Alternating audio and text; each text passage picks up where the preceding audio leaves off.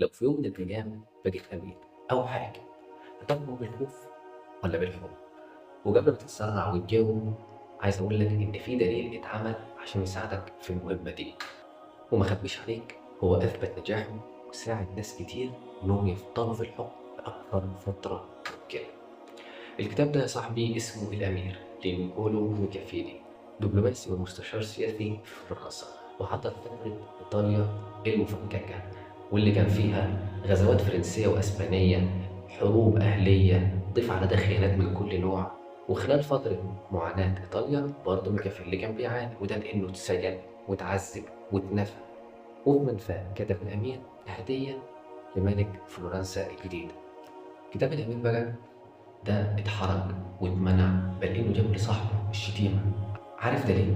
لأن ميكافيلي شرح قواعد لعبة السياسة بكل صراحة وبدون أي مجاملات، وبرغم الحرج والمنع إلا إن الكتاب فضل عايش لحد النهاردة. وكان في سؤال واحد بيتردد على أذهان كل اللي قرأوه: هو الكتاب ده بيتكلم عن واقعية سياسية ولا مدرسة في الشر؟ وعشان تحكم بنفسك، خليني أقول لك على بعض القواعد اللي ميكافيلي ذكرها في كتابه. رقم واحد: السياسة مش أخلاق. ميكافيلي كان صادم لأنه قال إن الحاكم مش لازم يكون طيب أو عادل، المهم يفضل فيه. يعني من الآخر هو بيقول لك لو الأخلاق هتوجعك ارميها على جنب. رقم اتنين: الحب ولا الخوف. ودي بيلخصها في مقولة بيقول فيها: من الأفضل أن يخشى الناس على أن يحبوك. بس برضه بيقول لك في خط أحمر: إياك تخلي الشعب يكرهك. الخداع والقوة. الحاكم لازم يكون أسد عشان يكون في عدالة، وثعلب عشان يعرف يخدعه. ومن هنا تلاحظ إن السياسة عند ميكافيلي لعبة بقاء مش مسابقة فضائل. الغاية تبرر الوسيلة، والجملة دي يمكن منسوبة ليه لأنها مش موجودة نص، بس الفكرة هي لو الوسيلة قاسية بس تحافظ على الدولة فهي مقبولة. طب يا عمر، هل في أمثلة عملية لحكام بالنمط ده؟ أقول لك قيصر بورجيا، أمير استغل الغدر والقتل عشان يثبت سلطته، وميكافيلي كان شايفه إنه حاكم عملي. وعندك برضك الأوروبيين اللي استخدموا الدين كأداة سياسية مش كقيمة روحية.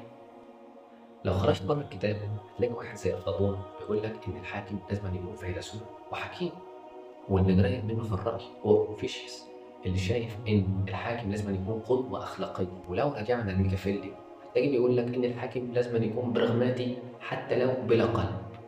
هتيجي دلوقتي وتسألني، هتقول لي كتاب اتكتب في القرن الستاشر، إيه المهم فيه ومين أصلا اللي هيقرأه؟ وهل أصلا لسه في عصرنا الحالي؟ هقول لك إن في القرن العشرين موسوليني وهتلر وستالين كلهم طبقوا أفكار ميكافيلي بطريقة أو أخرى، وقدروا إنهم يوصلوا للسلطة ويفضلوا فيها فترة كبيرة. وكذلك في العصر الحديث لسه بنشوف ساسة بيلعبوا لعبة الخوف والخداع بدل من العدل والمثالية، ودي مستوحاة من كتاب الأمير. عايز أقول إن ميكافيلي ما كانش بيقول للناس كونوا أشرار، لكن قال دي قواعد اللعبة، تحب أو تكره هي دي السياسة. ولو حبيت تفضل في منصب أو سلطة فاحتمال كبير تطبق ولو بعض القواعد اللي موجودة في الكتاب.